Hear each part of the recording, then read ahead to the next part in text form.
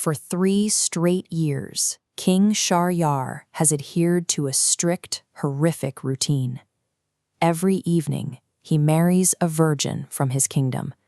Every morning, he orders her execution. This relentless daily slaughter has hollowed out the capital. Terrified parents are fleeing the city with their daughters, leaving the kingdom almost entirely devoid of young women. The man responsible for supplying the king with his daily bride is the chief wazir. But today, after searching the depleted city, he has found no one.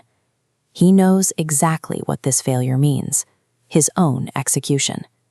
The entire society is paralyzed. No one can stop the king. No one can reason with him, and everyone lives at the absolute mercy of his unchecked power. The wazir has a daughter named Shahrazad. She has spent her life studying philosophy, the sciences, and the lost histories of ancient kings, reportedly collecting over 1,000 books of ancient lore. Seeing her father facing certain death, she makes a calculated demand. She insists that he offer her to King Shahryar as tonight's bride. She lays out her strategy to her terrified father.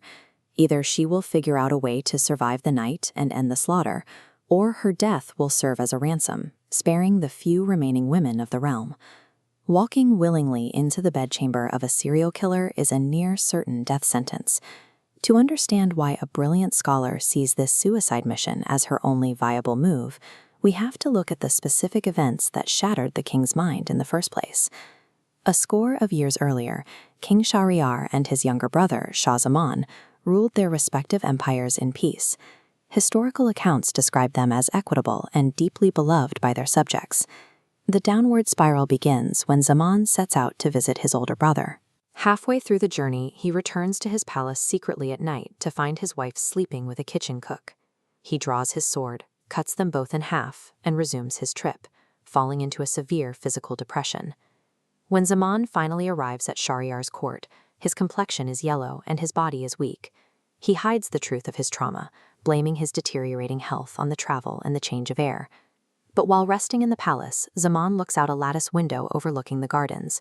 He watches as a secret door swings open, and Shahryar's queen emerges to lead a mass paired-off orgy involving 20 people, 10 of them white slaves, and 10 of them the king's concubines. Zaman eventually forces his brother to watch the garden from hiding. Seeing his own queen immediately embrace a slave named Saeed provides Shahryar with visceral, undeniable proof that no amount of royal power can secure loyalty. Convinced that all human bonds are corrupt, the brothers agree to abandon their kingdoms. They vow to wander the earth until they can find someone whose suffering and betrayal exceeds their own. Their search leads them to a coastal meadow, where the ocean suddenly parts. A massive jinni, described as a towering black pillar, wades out of the sea and onto the shore, forcing the terrified kings to hide in a tall tree. The jinni is carrying a crystal coffer. Inside that coffer, she can never be with another man. The moment the giant jinni falls asleep, the woman looks up and spots the 2 kings. She quietly orders them to climb down, threatening to wake the monster and have them killed unless they both sleep with her. After coercing the brothers, she demands their signet rings. This animated counter shows exactly why she wants them. She takes out a string holding the rings of 570 other men who have also slept with her while her monstrous captor was unaware. The brothers look at this list and draw a grim conclusion. If a supreme supernatural entity cannot enforce fidelity with steel padlocks at the bottom of the ocean, mortal men are entirely defenseless. This realization curdles into violence. Shahryar rides back to his capital, executes his queen and her entire household, and begins his 3-year vow to marry and kill a new wife every single day.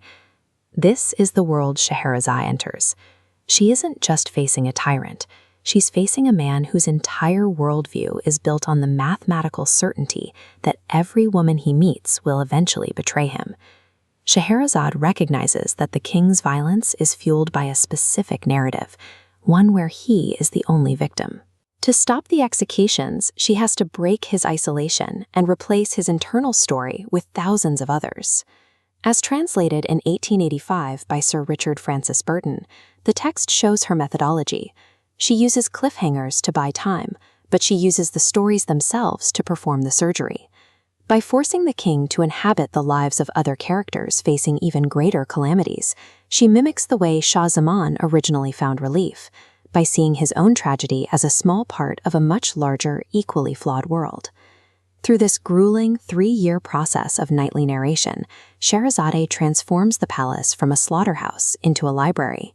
She proves that while the jinni's steel locks failed to control a single heart, the right story can disarm an entire empire.